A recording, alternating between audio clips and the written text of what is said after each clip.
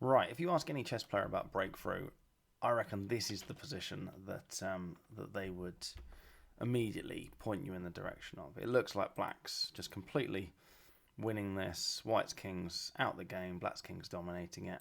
The black king's just going to come and gobble up all these pawns and win the game. But with white to play, this is actually a win for white. We'd push the b pawn. Black has to deal with that. If black doesn't take it, we will take whichever one of black's pawns didn't. And just by symmetry, it doesn't really matter which one. If we take with the c pawn, we push the a pawn. Black has to deal with this, and we get a queen. Or if black took with the a pawn, we push the c pawn. Black has to deal with this. This is the only way, and we get a queen. So, I mean, I'm pretty sure everyone watching this has seen that before. If not, that's your classic breakthrough position. But this idea happens in king and pawn endings lots, and not that position. That position should be easy to spot, but different but similar positions. So this is a game from 1976. It's black to play. Pause the video and decides what you'll do. So what black actually did in this position was they resigned.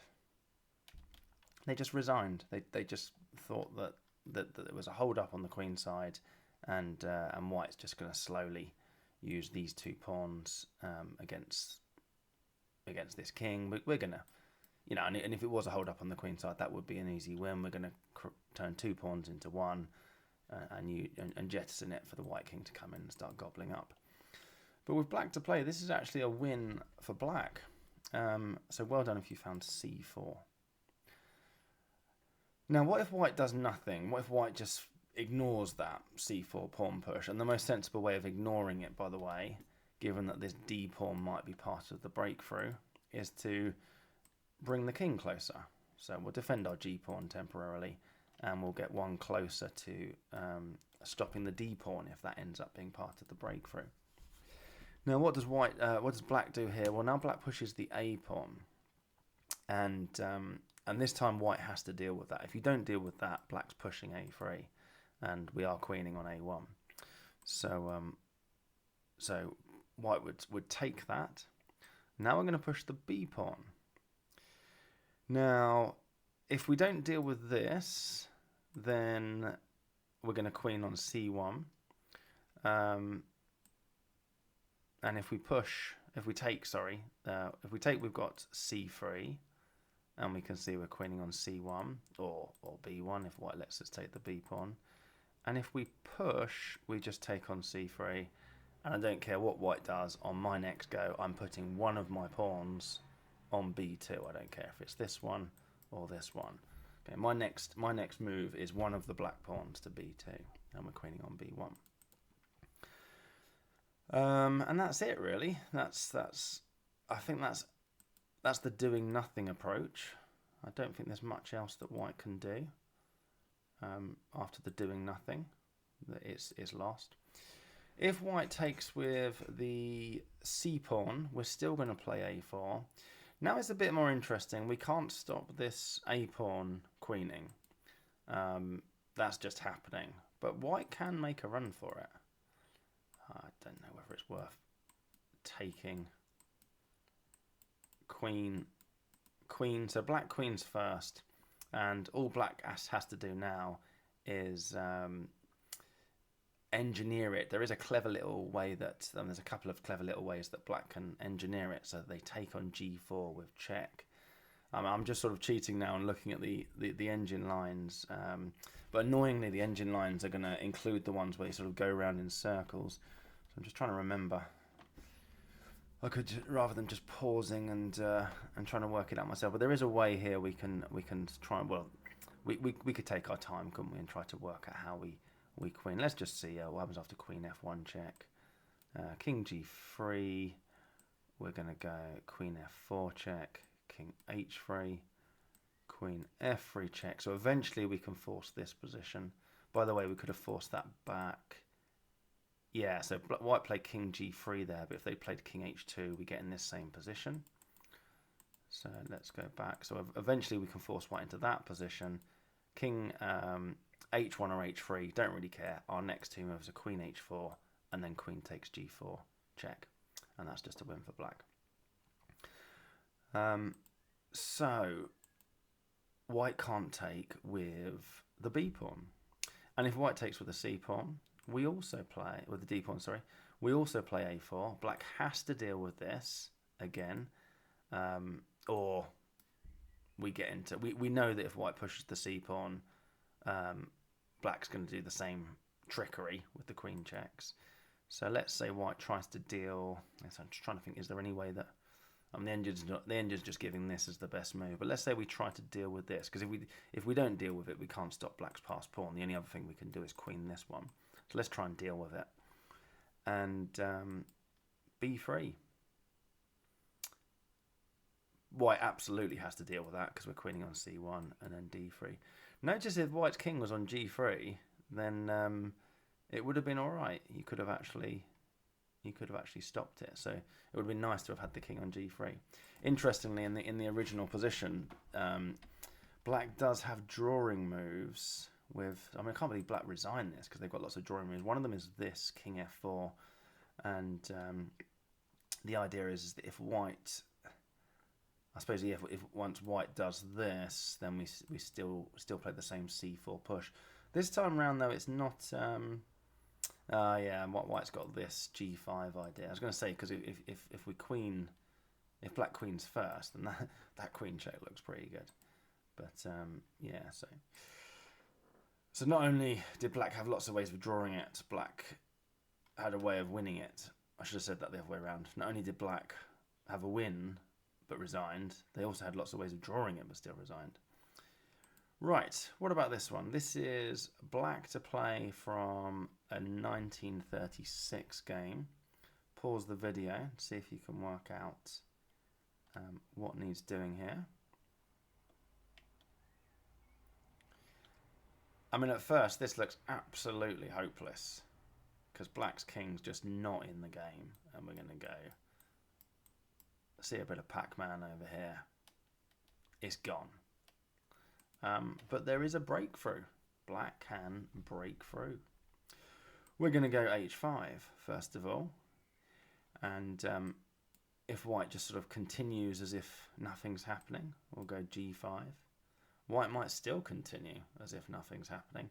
I mean, white has to take this a pawn because any sort of running back over to the queen side, and this is going to queen. So white would have to take this pawn, and then f5. How about this? I don't know. Just by the symmetry of it again. Let's say white does nothing and plays king b4. Now we can play f4, and we're threatening this, which white has to deal with. So how can they deal with it? They could deal with it like this, and then we're going to queen the h-pawn. Or they could deal with it like this, and a couple of choices there, but we could queen the h-pawn. Yes, if white does nothing, we're playing f4. If white takes, I think this is white's best try actually. If white takes the f-pawn, we push the g-pawn. White has to deal with that.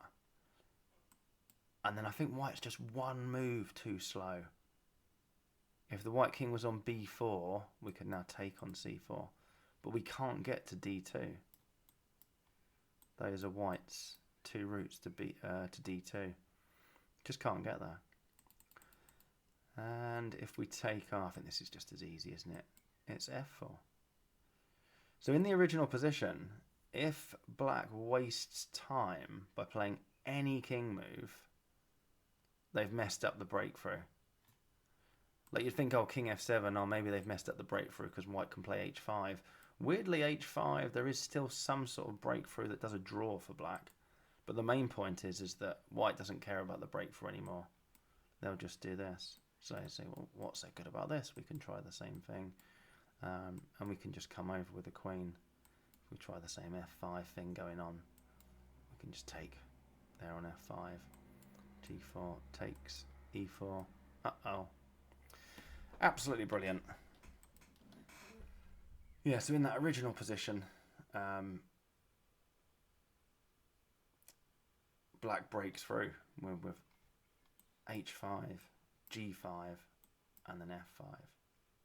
There's a really good online video by Daniel Naroditsky, and I think he calls this pawn configuration the basin. I'm sure other chess players call it the basin, but I know he calls it the basin. I think just Google it, and Naroditsky's pawn breakthroughs. He goes through like 6 or 7 different common pawn configurations, and he explains how to break through the basin. Basically, sounds a bit violent, doesn't it? Like smashing up a sink or something. Right, next one. You might recognise this. This is a pretty famous. Pretty famous game between Capablanca and Lasker from 1913. I think it was part of a simul, and it's not the really famous Lasker, it's the other one. Is it Edward instead of Emmanuel? I can't remember. Anyway, pause the video. It's black to play. What would you do? So in this position, black actually blundered by playing... It's kind of the move you would play by hand. I could, if I was watching this at a congress, even in the open section, I would not be surprised at all, especially if it was in time trouble, to see black pick up their king and play this, just sort of temporarily keeping in contact with the d pawn, whilst just being there to make sure that when white plays g6 we can make a run for it over here. But Lasker got a nasty shock here, or Capablanca did. I forget which round it is. I think it was Lasker. h6. Oh, oh dear. And it's over. Because you wanted to play this as your next move to get to the g7 square. And you can't. You can't get to the g7 square. So white's next move is g6. And white's move after that is to put one of their 2 pawns on h7. And the only way that black can stop that is if they've got a king on g7. And the black king cannot get to g7 in 2 moves. So it's done. I mean, we don't particularly need to see it, do we? But gone. Or that. It's gone. Yeah, absolutely brilliant. Watch out for that little pattern. I don't think that particular pattern is actually that uncommon. I've seen that sort of thing happen in games. So the way to draw it, well done if you saw all of that. So, I can't play king e5 because h6 loses the game for me. You have to let the d pawn go. And this looks miserable when you first look at it because your d pawn's going. You think, how on earth am I drawing this? You just push the f pawn.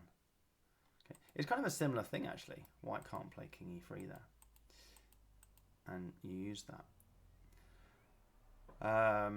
I'm just trying to think. I mean, white can draw this. I'm just using Barr's rule actually to try and see if what happens if. Yeah, I think a4 probably still draws. If black plays a5 using Barr's rule, the black h7 pawn hasn't crossed that line, so you would then have to immediately play g6 afterwards. You could play a4 and still draw it just, I think, because if king takes g5. You'd push the a pawn. So I'm just interested to see that. It looks like I'm wrong actually. Looks like a4 loses the game. How does that work then? a4, king takes g5. What have I got wrong here? I'm going a5. I'm using Barr's rule. Well, I suppose, yeah, the king's sort of 2 in front of the pawn, isn't it? There you go. Anyway, we don't do that. We do this, and yeah, it's just an easy draw, isn't it? Right. Next, black to play in this position. This position's just dead drawn, but see if you can work out what black did next in this particular position. Like, see if you can work out how this game ended up being of interest in a video. Sort of, because it's in Dvoretsky's tragicomedy section, basically. So black played, I think I mentioned this in a previous video actually, this idea of thinking of being clever, creating an outside pass pawn. Black thought they could draw this very easily by playing g5, because after the swap off, they can create an outside pass pawn and use it to deflect the white king away and go and gobble up this one. But they got a nasty shock here when white responded with g4. Oops. So it's a pawn square. Again, I don't care what black does on their next go. I'm going to put one of my 2 pawns on h5. And, well, we've got... I didn't even cover this, did I, in the floating square video? We've got 4 files separating. They are unstoppable, whatever rank they're on. So I guess black's best try would be to try something like taking on g4, h5, and they've got to get some sort of avalanche going quickly with these pawns. It's just not even close, is it? I'll try f5. Can we go h6? King f6, obviously. I mean, even king f2 still wins. I was going to push the c pawn, but I mean, the engine's just saying checkmate in 17 on virtually everything. Yeah, white doesn't have a move from here to mess it up. Yeah, so watch out for that. That's the pawn square, and that went straight into Dvoretsky's tragicomedy section. I think black might as well resign there. Right, next one. This is black to play. Pause the video and decide what you'll do here. So this position's not actually too far off the classic position of pawn breakthrough that I started off the whole video with. When you look at that particular position, it's like, oh well, that's just a study, isn't it? I'm never going to get that in a game. You can kind of see that you might get it in a game quite soon if you're not careful. For example, if black just plays a king move, although there are king moves that still win for black here, I could just bring the king over because the breakthrough is not fast enough. We've got this going. So black saw this and pushed the h pawn to try and stop that breakthrough, basically. And now it's lost. Pause the video and have a go at it. See if you can work out how white wins this. White just returned the favour though. White played f4, and now black's won. They corrected their mistake with f6, and that was it. It was done.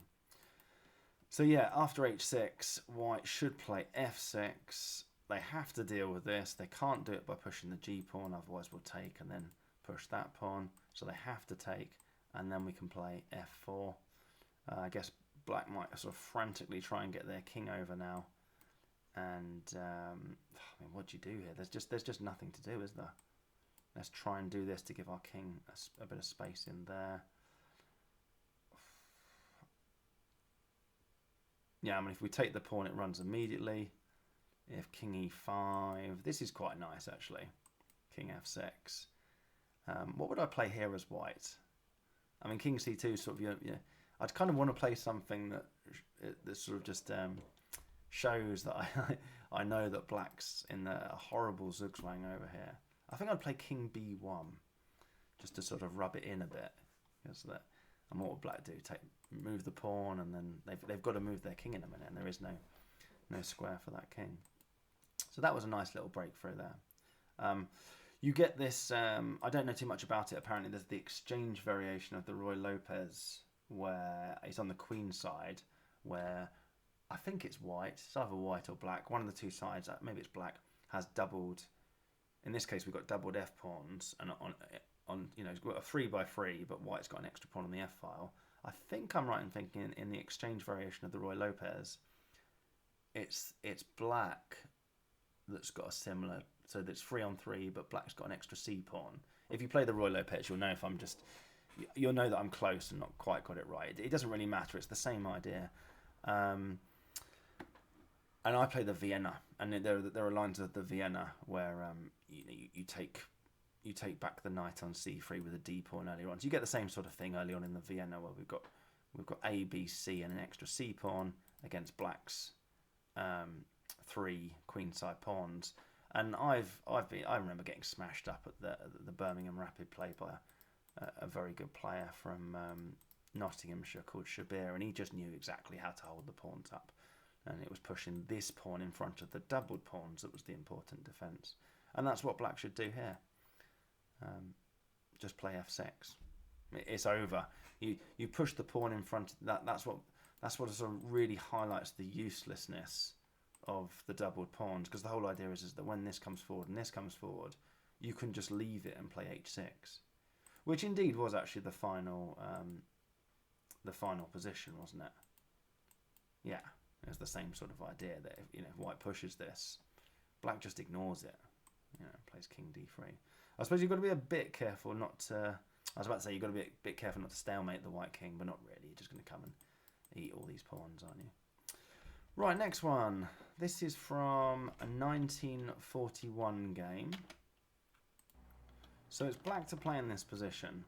And there's not really a pause the video moment yet, because you'd be doing very well to pause the video and try and work out what black did here.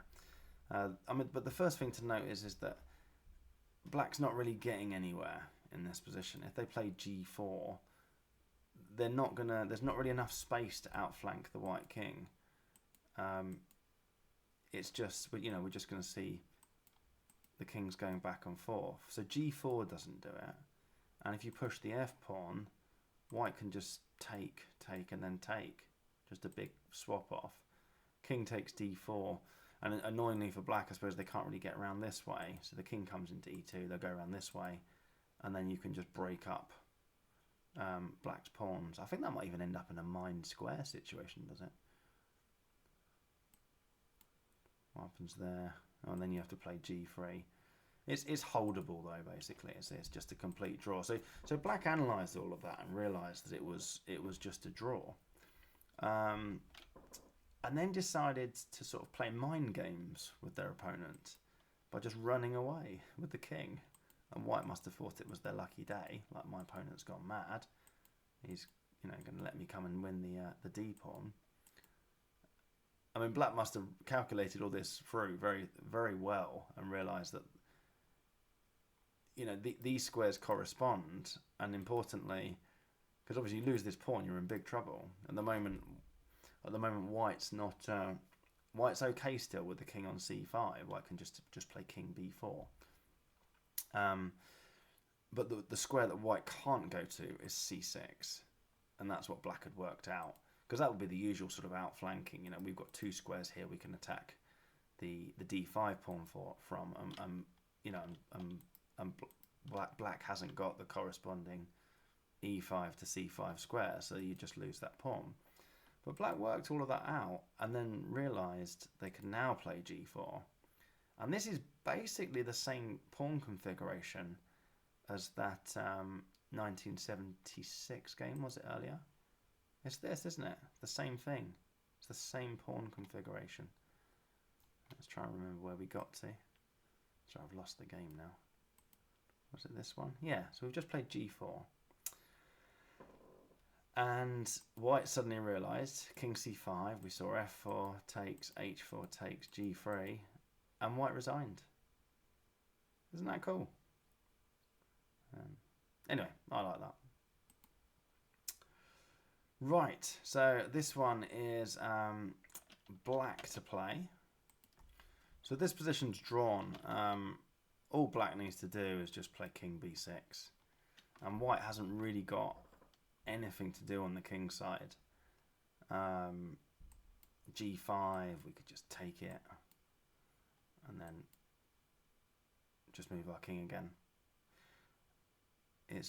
There isn't really a way to break through with this king sort of just hovering close enough, basically.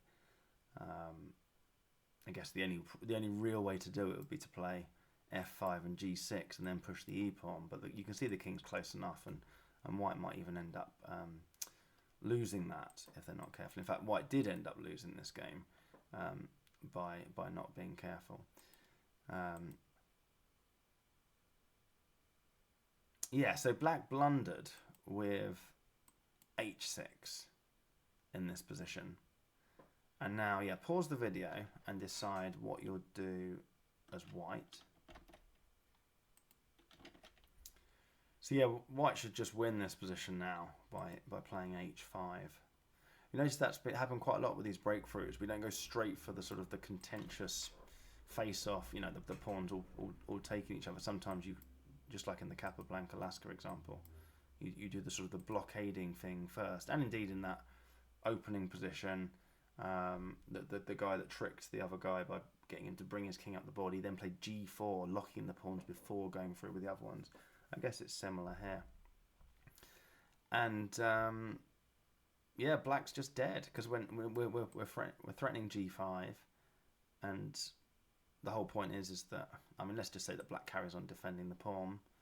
Well, in fact, interestingly, even if black makes a run for it with their king, then we can still play, let's say come to d6, we can still play g5. This is still a win, incredibly, even if black sort of comes to the defense, because we'll still have time to come and collect the f-pawns. That would still be a win. I guess the most sensible thing to do after h6, h5, the most sort of human thing to do would say king d6, what's the problem? It's like, well, there's your problem. So yeah, h6, big blunder. White should have won by h5. But what white actually did was they lost by playing g5. Black took and played h5. And it's over. It's absolutely over. Black's going to just be able to, the white pawns are going to be held up. If white pushes the g pawn to try and release the e pawn, the king's going to be close enough. So I suppose their other try really would be to push the e pawn to try and release the g pawn. So here we would just come and take it, basically. King takes b5, and then yeah, what's going to be going on here? King, let's say we make a run for the f7 pawn. Yeah, we win just. How about that? So yeah. Oops. h6, big blunder. g5, big blunder back. It's amazing, isn't it? Like these are. I mean, that game was from 1978, so you know, but it's still like top players playing it and making an absolute balls up of just reasonably simple final positions, just kings and pawns. You think, how hard can it be? Like, how hard is chess? It's like, well, chess does seem to be quite a hard game, doesn't it? Yeah. Right, this game is from 1964. It is black to play. So this position is also just drawn, but black completely blundered here by thinking that the king and pawn ending was drawn and played b5. We saw a big swap off on b5, and now white's actually winning this position. It's a bit more complicated than just breakthrough, though. I mean, pause the video and have a go at it if you like. There is a breakthrough theme going on. The breakthrough wins, so black can't allow it. But then we get into protected pass pawn versus outside pass pawn. So yeah, white plays e4, black plays king c6, and then we see e5. Now let's just see the breakthrough first of all. If black takes that, f takes e5, g5 happens. We're threatening f6, so that black just brings the king one step closer. f6. We're going to play that next go. I suppose black could try and stop it like this, but oh yeah, then we're going to round up black's pawns and come and help. So we're threatening f6. So if black takes on g5 instead, then we play f6. How about that for a bit of a thunderbolt? And yeah, black's dead there. I mean, f takes, h pawn goes. Look at that, black's 3 pawns up, but it's white's pawn that's about to become a queen. That's the important one. So the breakthrough works basically. e5, and if takes, g5. Now if black's a bit savvy, they can realise that that's going on, and after e5, play something like king d7. Okay, and now white will win by having the connected pass pawn versus the outside pass pawn. And the key is, I mean, these are the mine squares. Okay, so we did loads of these in the connected pass pawn protected pass pawn versus the outside pass pawn. There was that game between Shirov and Timon, where Timon resigned, not realizing he had actually something very similar to this, but it was a draw.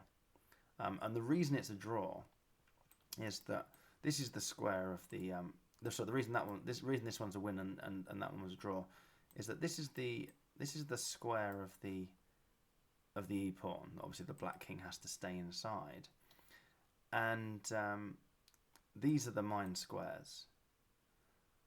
Okay, so there's not really anything that white can do to make progress there. I think they correspond. I think they correspond. I think they correspond, and I think black can use the d8, c8, and c7 squares to always meet white. You might, if you watch the other video, you'll see me doing an absolute cock up of it because I start talking about this corresponding. It's like, that square corresponds to white losing the game. So yeah, I think they're the mine squares. They correspond, and they correspond. So the black king can basically keep the white king out. Okay. And then it comes down to like the plan that white's then got in that outside pass pawn versus protected pass pawn. The only plan they've got when the defending side, and apparently it's quite common for the defending side to set up to be able to meet king b6 with king c8, is to jettison this pawn and then to win this one, and then do some outflanking to come and gobble up these pawns. Okay, that doesn't work here. There's not enough space, and the black king's going to quite happily shuffle back and forth on those two squares, or if the white king is on e6, the black king can just go to e8. White can't make progress in that position.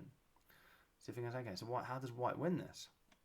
Well, the sneaky thing is that white's got one reserve tempo, so that when these mine squares, when these corresponding squares are hit, and we'll just play through it. Let's see. I'll just try and do a defense for black. Let's go here. We have to stay in the square of the pawn, so let's go d6 there. I'm ready to let's do something sensible because I want to meet that with that, and I want to meet that with that. Oh, I've already messed it up somehow. Oh no, I haven't. Sorry, they correspond. They correspond. Oh no, I have. I've already messed it up somehow. Let's go back and just quickly do a better defense. So let's go back to. Let's do c7 here. King c4. I don't know why I'm bothering to do a better defense, because the defense is going to get blown out the water at the end of it all. Okay, so I don't think it matters too much there, does it? Let's go to... That might also be red, actually. So let's go to c8 there. And yeah, let's try and be sneaky with black. So white's now ready to step to blue or green. So we need to be ready to step to blue or green. So we're going to go to d8. Okay, so if white comes to c5, we'll come to c7. And here, c8. So they're the mine squares. Sorry, lots of messing around, but that was eventually that was a good defense by black. Because now, I've got the corresponding squares. It's like, well, yes, but I've got a reserve tempo, and you're dead. You don't need to mess around with corresponding squares to see that that's just completely gone. Although interesting, there's going to be some sort of semi-stalemate thing going on there, isn't there, at the end of it all? I've just realised I think we're going to come in and semi-stalemate the black king here. Sorry, there's a lot more to this position than when I probably should have done a bit more prep. Let's see, king there. Let's go there. Is there some sort of semi-stalemate going on? Yeah, there is, isn't there? So one of those two pawns is going to run, and we're going to just take and go g8 equals. What should we go? Should we go rook checkmate? So back in the original position, so black blunders and goes into a losing king and pawn ending because the breakthrough works and black can't take it. And when black instead sensibly goes into the connected pass pawn versus, protected pass pawn versus outside pass pawn,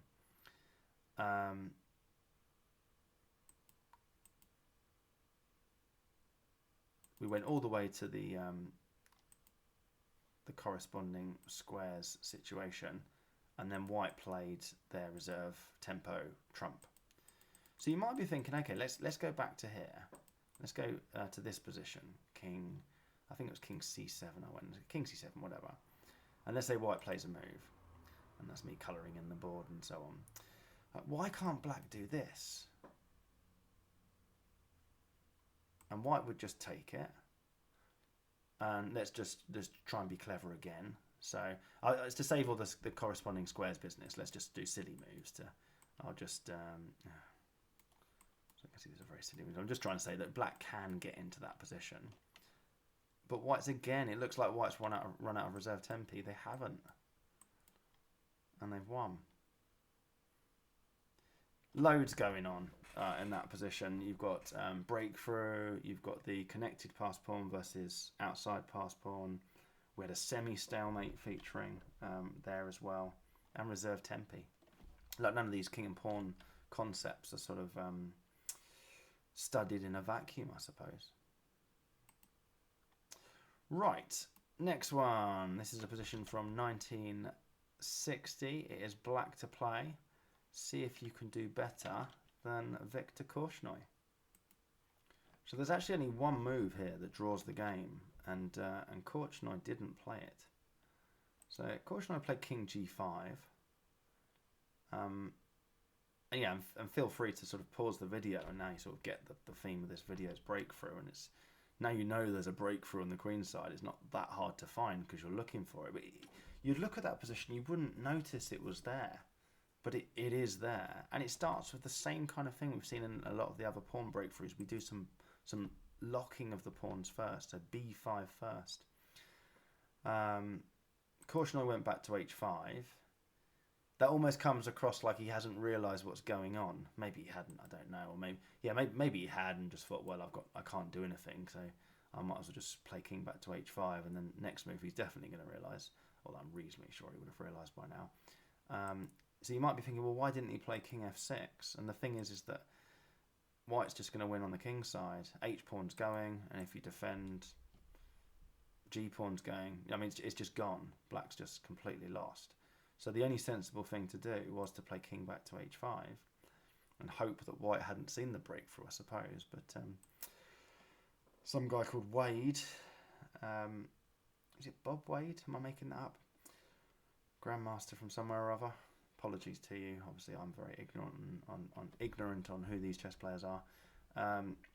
A5 and takes.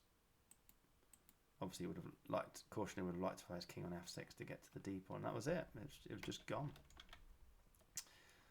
So yeah, how about that? So yeah, if in the original position, what should you have done? You're only one draw and move. You've got to stop that locking of the b pawn. So you play b5 yourself, and it's drawn. Yeah, there's not really a lot white can do here. In fact, white has to take the pawn to not lose. That's interesting, isn't it? So a5 would actually lose the game for white. I'm not going to explore that for too long, but yeah, you'd have to take on b5, and then black, of course, has to follow up with b6. Otherwise, we've got the same breakthrough going on. Yeah, just drawn. Right, next one. This is white to play, and now we're on to studies. This is a Proch study from 1944. Pause the video and have a go at this one. This is worth spending some time on this one. What do you do as white to win this?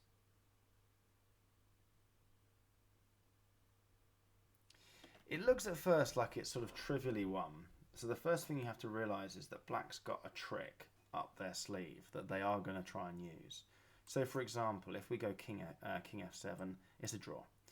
King h7, you think, well, what's the problem? Let's go g4. Black goes g5, or they're going to lose their g pawn. And you think, well, I'm outflanking you here. I'm winning your two pawns. And h5. Ow. Ow. Oh dear. It's not so good, is it? Obviously, taking's bad. We're not going to win with It doesn't matter if you've got 4 rook pawns, it's a draw. Rook's pawns aren't going to do anything. If you take on... I don't see what else you can do, actually. If you take on g5 with the king, black will just take here. That's a draw, which we all know inside out. That's a draw, which we all know inside out. So king f7 doesn't do it. King f6 does do it. King h7, then g4, then g5. What's so good about this? King f7. Well, here's my trick. Okay, so if white takes the h pawn, that's completely a draw. If the white king comes into f6, we'll take on g4. White takes back. King h8, king g8 doesn't matter. We just have to make king takes g5 or king g7. How's it any different? It's just the same trick, and it's a draw. Well, no, it's not. Remember, the theme of the video is breakthrough, and we do a little pawn square. I don't care what black does on his next go. My next go is I'm going to be putting one of my white pawns on g5. I don't really care which one it is. Okay, let's make it the h pawn. Check. What does black do? They go to h8. It's check, check, checkmate. If they go to h6, I mean, they're dead. So yeah, you had to sort of see that back here. This is actually at the end of another study, a much deeper study that's in that Jan Timman book, 100 Endgames You Must Know. But I wouldn't necessarily regard this position as something you must know, but the idea is in it of, I guess, not being complacent and thinking you're just going to mopping up all of black's pawns, defensive tricks of pushing to either get that classic drawn position that we all should just know inside out, that one, using that, and also the fact that rook's pawns, just pushing to convert white's pawns into rook's pawns, all those defensive tricks I think we should know. And then to top it all off, the thing that's that then makes the win possible, pawn square. The pawn square wasn't possible in the king f7 line because the king would have been on f6 at this stage. I think that pawn square would actually lose. Let's just go and check that actually. I think that would lose because the black king can make its way to g8. Let's try it. Yeah, we just lost. And black doesn't have to worry about which pawn to take. It's just a loss. Right, next one. Oh, I like this one. This is white to play on the theme of breakthrough. This is really worth spending some time on. You pause the video and have a go at it, and have lots of goes at it. It's one of those ones that I mean, I guess the clues in the name. Study. We study it, and we get it wrong, and it's so close, and then that kind of gives away what the first move should be. Anyway, give it a whirl.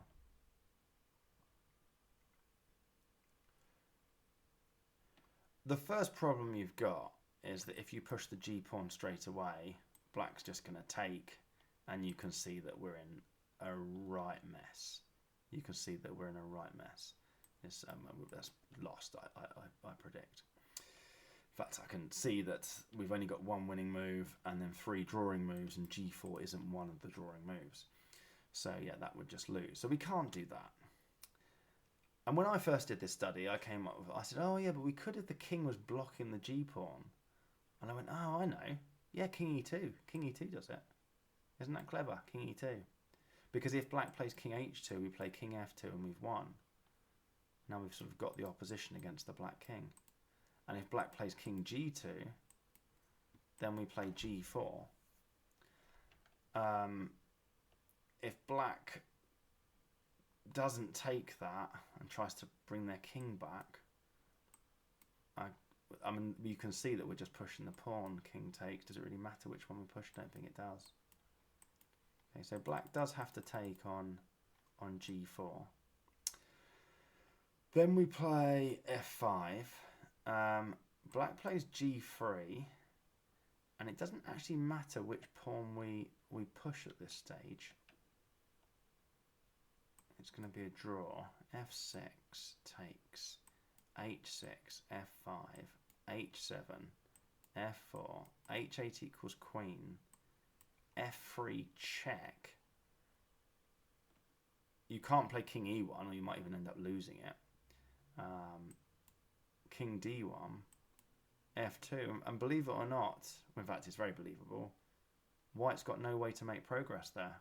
It's a draw by sort of, you know, you can check. In fact, there's only two drawing moves. Well, I was going to say you can check. Queen a8 check is a draw. You just keep checking the black king and pinning the pawn that's about to promote.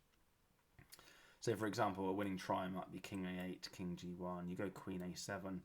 I think if black pushes the g pawn, and even pushing the g pawn's all right. How does that work then? Because I thought king e2 might be a move. Oh, because you're still just going to queen next go with the g pawn. Yeah, so it just doesn't work. So that was not that one. Yeah, this one. Sorry.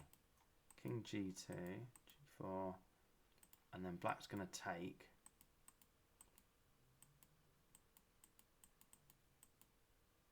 So you think, all right, I'll push the h pawn. But black can just take that, and then when you push, they can just get their king out the way. Yeah, because see, if you push the, I remember this now. If you push the h pawn, then black can use the h file to promote the g pawn. That's the extra move they need. And you think, oh, I'll stop that by pushing the f pawn, because then I'll queen with check. Black doesn't come to the h file to promote the g pawn. Black does that. So that was the line we saw. f6, and you think, hurrah, I'm getting a queen. I mean, it just looks amazing, doesn't it? But it's like, nope, check. Oh, f2. It's like, what do you do then? What do you do? If I push the f pawn, then black's coming through with that annoying check on f3. If I push the h pawn, black doesn't need annoying checks because I'm not queening with checks, so black can just shift his king onto the h file and queen the g pawn. It's like that pesky check on f3. Urgh. If only my king was on e1. If only my king was on e1. Da, da, da, da, da, da, da. That's winning. King g2. Breakthrough. Done. Really cool. Let's just see it. f6, g3, and now we want to... What do we want to push? We want to push the f pawn, don't we? Because we don't mind the f pawn coming through. Let me just double check actually that pushing the h pawn was still a draw. Yeah, pushing the h pawn was still a draw because it didn't matter. The black king just comes to the h file and queens the g pawn. Here we go, queen, and we're not getting that check, and that extra move is going to be crucial. I'm going to go queen a8. Oh, I chose the best one. And there's lots of different ways of winning it, but queen a8 is actually, well, sorry, I shouldn't be that pleased with myself, to be honest. Queen a8 immediately wins the f pawn, doesn't it? It doesn't take long to see that.